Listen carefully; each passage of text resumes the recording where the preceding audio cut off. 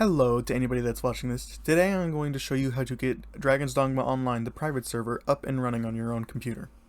So first things first, you're going to want to get access to the Discord server, which is pretty easy. It's an open server, anybody can join it. I will have the link down in the description below. It'll be the first thing that you see.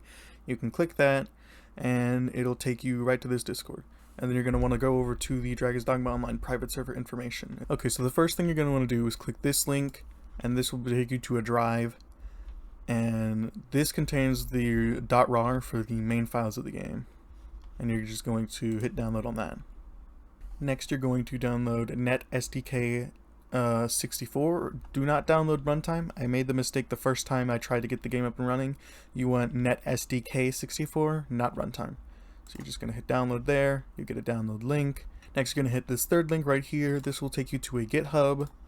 Obviously, you look at this and this is kind of information overload, but don't worry because you don't need to click any of this right here. All you need to do is go up to code and you'll click download as a zip, and then you'll get it. It'll download it as a zip. The final link you'll need to click on for now is right here. This is just to launch the game. I don't know why it's a separate download. I don't know the specifics about it, but it is, so you just need to download this and it'll download and you'll have it. I will specifically also recommend you download the map marker in any spawn editor.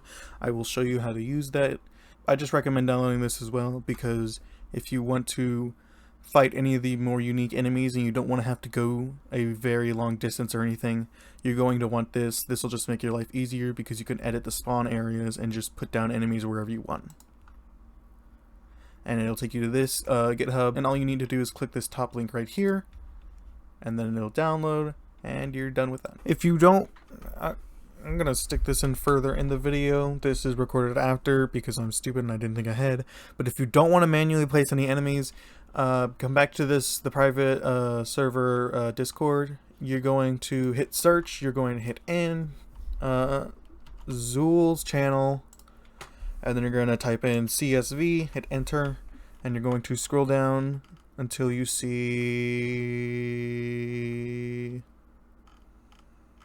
Where's the newer one? Right here. You're going to just hit download. It'll download. This is a CSV. We'll explain that here soon. Okay, now that you got all the files, you're going to start unzipping stuff. We're going to start with the RAR because that's going to take the longest.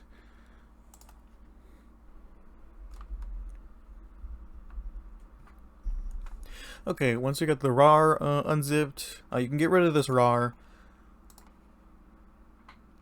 And then the only other thing you're going to do with this right here is you're going to grab Start DDO Local. You're going to grab it, you're going to stick it in there, and then we're just going to leave this alone for the rest of the setup process. You don't need to go into any of these files here. The next thing we're going to unzip is the Dragon's Dogma Online Aerogene.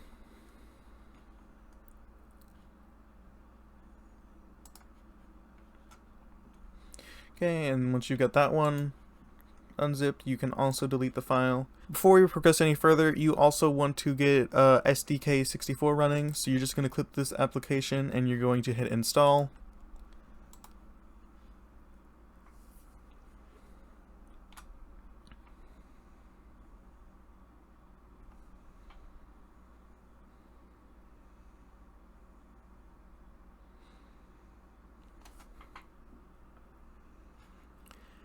Okay, and then it's installed. Back to this. We're going to go into the Aerogene, and then we're going to hit the Windows command script that's called publish.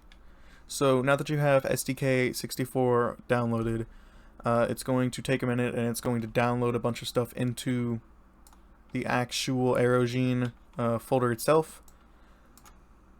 And now it's done. You'll know it's done when it stops typing. You can close it out, and then you can ignore publish for the rest of its pathetic little life because it doesn't matter anymore.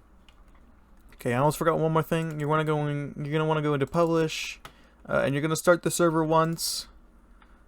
And then once you have started the server for the first time, you can go into files, and then you're gonna get this Aerogene DDON config. You're gonna double click this. You are going to scroll down, and there is going to be, well, you can also just hit Control F and just type in wipe, and there will be a wipe on start. we're just going to click here and we're going to make it false in lowercase. I don't know if caps works or not. I just do lowercase. It's easier that way. We're going to save it and then you're done. You don't need to set up anything else. Okay, before we start launching the server and getting into things, we're also going to do one more thing. After you've downloaded that enemy spawn, just hit cut, head into Aerogene, head into Publish, Windows, Servers, you're going to head into Files, and then you're going to head into Assets. And you're going to see there's another enemy spawn CSV file here. And if you click Paste, it'll say there is already a file in this location, hit Replace, and then that's all you need to do. So now we're going to get into launching the server itself and getting it up and running. So we're going to go back into Publish, and then we're going to hit Start Server right here. Okay. Now the server is up and running. You can ignore this window. Do not close it though. If you close it, the server will go down and you won't be able to play the game. We're going to go back and then we're going to go into the Dragon's Dogma main game files.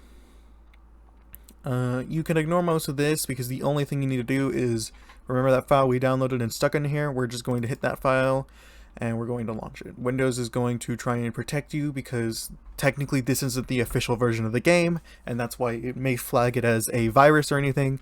Don't worry, it's perfectly fine. You can just run it anyways. And hit yes here. And then we got the game up and running.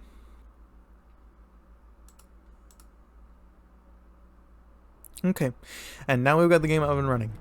You can play keyboard and mouse. The game also supports controller, as you can see it's flashing controller not connected. Since this is Dragon's Dogma, it's pretty obvious that it would support controller as Dragon's Dogma was originally on console. So we can hit game start. One thing before we do though, you'll notice it's not full screen. If you want to have it full screen, you can hit Alt and Enter and it'll go black for a second. And now it's full screen. So we can hit game start. And then you can hit create. It's going to take you into a cutscene. This cutscene isn't translated, so unless you know Japanese fluently, or I guess even if you're not fluent, you could probably make a guess at what it's saying. But since I don't understand it and I don't know a lick of Japanese at all, I am just going to go ahead and skip.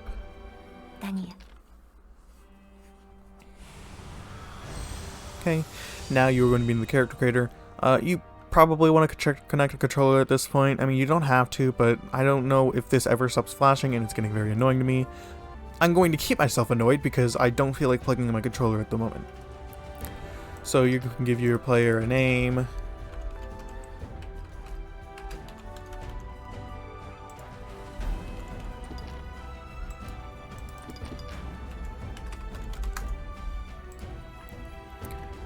And then you can hit OK. And if you don't want to mess with the character at all, like you like it, or you just want to have the default female, either or, so long as your character has a name, you can just hit OK and it'll save it, and then you can get into the game. I'm going to go ahead and create my character. I'm going to skip forward. Once you're finished making your character, you can hit OK, you can hit OK again. It's going to have you hit a starting vocation. This doesn't matter because you can swap in-game. Real quick, another thing to add about the character creator, whether you're creating a character or you're just in the character select, you can hit space on your keyboard and you can manually save a file. And I believe this will transcend updates. I'm not entirely sure though. I'm just going to hit shield stage. And then you're going to hit start. I don't know what this means, so I'm just going to hit OK.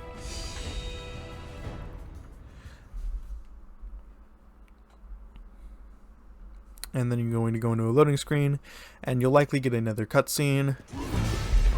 I don't care for this because, again, there isn't words in this one, but I should also note that there is no story currently in the game that you can follow. So I don't really value this cutscene at all. I'm going to skip this as well. But getting that cutscene will mean that you're likely going to be put into the tutorial. And we'll see here in a second. Yep. Okay. So we are in the tutorial. The tutorial is currently bugged. If you get put in the tutorial, what you're going to do is you're going to hit escape, or you're going to hit start, whatever you need to open up the menu. We're going to exit game, return to title.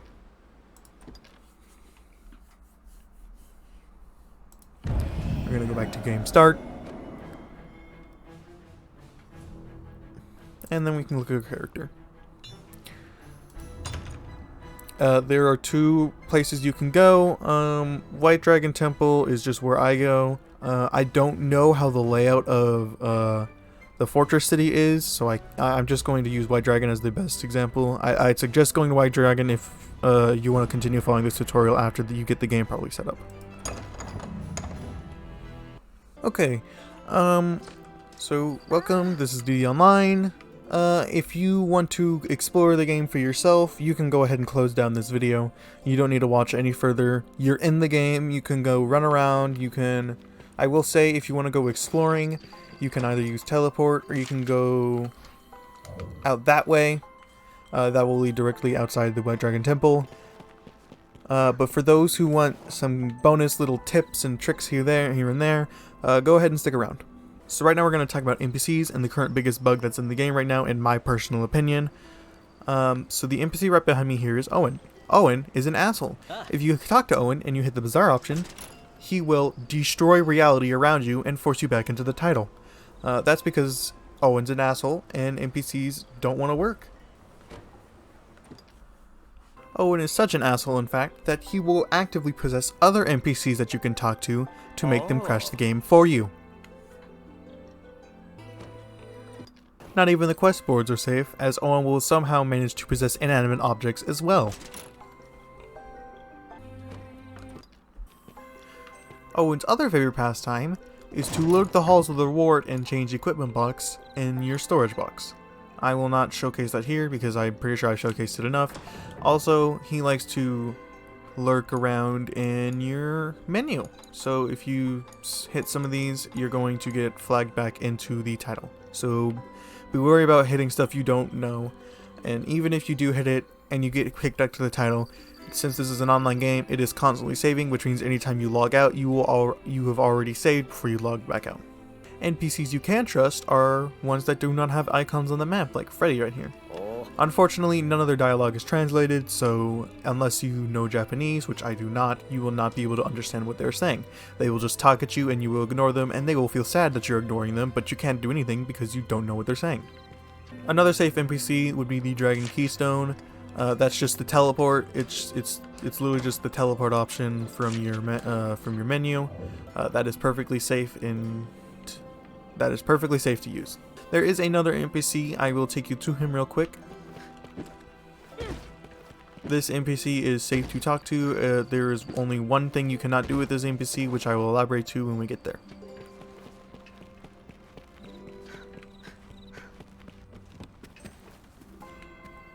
This is Archibald. Owen doesn't possess Archibald because he's ugly, and Owen doesn't like possessing ugly people. You can use Archibald to change your select skills on your vocation. I will say this right now, you can press square to go between main palette and sub palette. I will explain main palette and sub palettes when we get into the combat portion of the tutorial as well.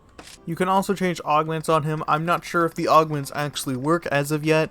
I didn't even know you could actually change augments now. The one thing you cannot do with Archibald is swap vocations. Archibald doesn't like it when you get naked in front of him because it reminds him when he was young and had women get naked in front of him. So if you were to swap vocation, it would lock you in this menu. So if you want to swap vocations as of right now, there is a command you can type into chat to swap vocations. It is /job. Let's say you want to play High Scepter. You would type in /job High Scepter, hit enter, and boom, now you're playing High Scepter. I will put up on screen right now a list of the jobs and the commands that you can use to turn into them.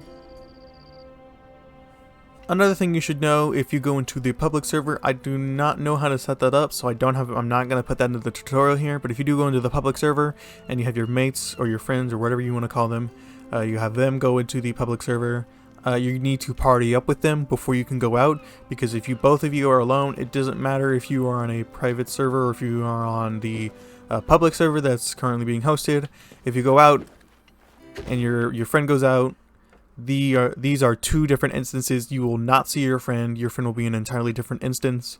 You need to party up to get them in the same instance as you, and you can simply walk up to them. I don't remember the button you need to press, but it'll open up a little menu, and then you can hit invite player to party. And then all they will need to do is accept, and then you both can go out and you can go have fun.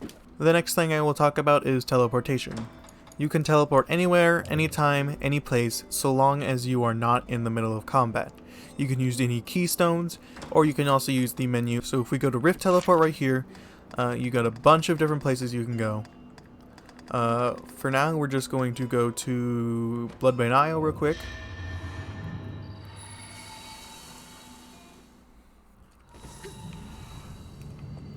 And now you're in Bloodbane Isle. You can run around and explore. You can run around and explore to your heart's content. Okay, if you're not interested in hearing about combat, you can go ahead and close down the video now. We're going to go into some of the differences between combat and we're going to go into some of the differences of combat in this game, and yeah. So over in here, there's also a training room you can enter. Inside said training room, you can use your weapon, as this is considered a combat zone. So you can use this to test out your abilities and other things. I do not think you can spawn enemies in here currently. I think that is not working as of yet. But you can hit these barrels. The very first thing you'll likely notice is that you only have 2 abilities per bumper. This is because you have specific vocation actions tied to the other buttons now. For example, of a job action, bumper and X, A, whatever it is on your controller or keyboard, will always be a dodge action. Some of the vocations do not have a dodge action, in which case it will just be to jump again. There will be no specific thing tied to it. For Spirit Lance, it is Scathe move. B, the second button, whatever you want to call it, is another job, is another vocation specific action. Unfortunately, I cannot showcase until I get into combat with Spirit Lancer. For Spirit Lancer, it is either buffing attack on your left bumper, or right bumper is buffing how much you heal. Now, this is where the sub palette comes in terms of abilities, because you still technically have 2 abilities tied to each bumper. You just need to swap between sub palette and main palette. If you hold in the right stick, you go from main palette to sub palette. Now, be careful when doing this in the middle of combat, because you can still be attacked. I don't think you can get knocked out of it, but you will still take damage. And now you can see you have your other abilities that you would normally have. There are a few specific things I should note. Swapping between main palette and sub palette will get rid of some effects. For example, if I put down a wall gloss to here, this will put down a regen field that also gives a slight defense up for allies. If I swap palettes right now, this will disappear, and so will its effect. There are some effects that persist after swapping. For example, the tank alchemist. If you put down its ability that gives people elements, they can grab the element. You can swap palettes safely. The element giver dispenser itself will disappear, but the element will persist. I got a Cyclops over here to demonstrate a few other things about combat that I cannot show in the training room. Okay, so the first thing we're going to talk about is climbing. So you can jump onto the Cyclops' back, or front, or wherever you want to jump. They have some specific actions depending on what body part you are on. Obviously, he cannot get me off his back. So there are 2 different symbols involving climbing. Ow, I was too close to his left arm. There are 2 symbols involving climbing. There is a red symbol and a yellow symbol. I will explain yellow first. Let's see if we can get yellow first to showcase it. Yep, okay. You need to press resist on yellow, otherwise you're going to get you're just going to get thrown off. There will be a little quick time event where you can shake your stick to hold your grip as well, which you can do, but if you don't do that as well, you'll just get thrown off. There is also a red symbol like this. This symbol means get the fuck off. As you can see, it does damage if you don't jump off, and it will also knock you off. You cannot resist that one. That one is a permanent thing. You have to get off, otherwise you will take some damage and you will be knocked off. Okay, and we're back. I've gone ahead and spawned in a Colossus just to show off the new enemy type. Also, I have swapped to Alchemists so I can show off the other 2 new things that are added into combat. So let's go ahead and show you. So as you can see on the health bar up there, there are 2 new symbols. The one to the left are the arrows. Those are how much aggro your tank is currently generating. or you are currently generating nitro tank. I don't know if that shows up for DPS classes or not, because again, I don't have any friends to test this out with. But that's currently how much aggro you're generating. The one on the right is that the tank is currently being focused.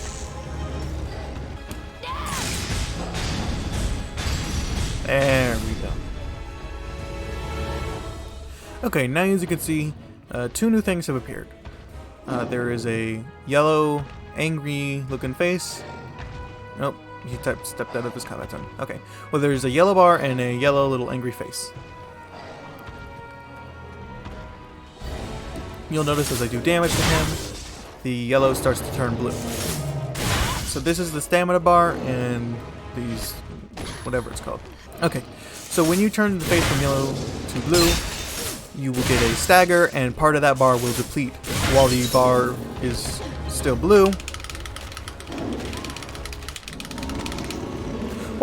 blue, you can also deal some extra stamina damage. There we go.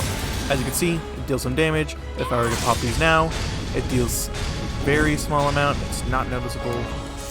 But basically what you want to do is you want to keep doing damage and getting that face down so you can passively drain that bar. Any form of damage will change the face. And I will skip forward to when I got the stamina bar about to be depleted. And there we go. Once the bar is down, if you deal enough damage, you can knock the enemy over. Unlike Dragon's Dogma, the enemy, the badass music that will normally play when you're knocking the enemy over will only play if the enemy is lower on health. Let me see if I can get that to showcase that to you. So I'll be back. There we go. Okay. As you can see, Alchemist, that stuff disappears on him. There are a couple different options. You can use a golden gemstone that will give you an invulnerability effect. This will regen upon logging out and logging back in. You also can use a revival force. Either of these work. I don't know if weakness can be cured or anything. I also don't know how it generally works, so I just recommend using one of these. This is 120, but I think it uses like a big chunk. Well, let's see. This you will use one, but let's see. Yeah, as you can see, it used a fair bit of it, and now I'm back. I believe it also gives you a strength up.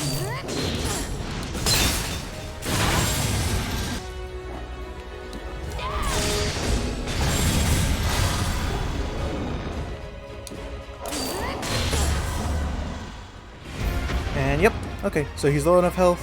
You get the cool badass music if you knock them down when they're low on health. That's all I'm going to show for combat. I'll let you discover and figure out the rest, as well as fight unique enemies that you have not seen. Let you do that yourself, because that's the only thing you can really do right now. I will not be finishing this guy because I don't feel like it. It took me a minute to even get him this low. Okay, for the final thing, I'm going to show you how to use the enemy placement and map marker tool. So you're going to go in here, and then you're going to launch this application. You're going to notice there's nothing here. What you're going to need to do is you're going to need to go into your files. You're going to hit load. You're going to go into Aerogene. Hit publish. Go into the server files, the assets, and if you remember sticking this in here, you're just going to double click this. And now you got just all of the enemy spawns that are around here. So let's say I didn't want to go all the way down here just to fight a Cyclops. Let's say I wanted to fight a Cyclops right here. You can left click to get rid of specific enemy spawns, and then you can use right over here. You can scroll down, find whatever you want. Cyclops, armored Cyclops, there are specific special ones, war ready gore Cyclops, Goliath, damned golem, geo golem, stuff like that, but we're just going to put in a normal Cyclops. Put this right in here. If you click on it, you can change its level, so I'm going to make this Cyclops level 100. I'm going to hit an area, I'm going to hit enter, and now it's level 100. You can hit a boss gauge on this. This will mean the boss technically has a boss health bar. You can also select boss BGM. That will mean this is technically counted as a boss, as it will play boss music when you're fighting it. Once you're done editing whatever you want to edit, you're going to hit the file. You're going to go to save. Since you already opened up this CSV, you can just hit save again. It will say the file exists. You can overwrite it, and then the Cyclops will be there. You can also do this while the game is launched as well. You will simply need to go back into a safe zone and then back out to where you placed the enemy. Alright, that's all I'm going to cover here today. Thank you so much for watching. I hope if you watched this part that this helped. I mainly wanted to do this because my brain no like text tutorial, and I figured there are some people like me who also do not like text tutorial. Hopefully this helped you out, and have a good day.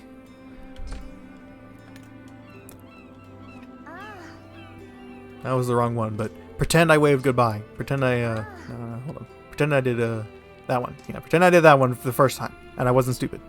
Bye!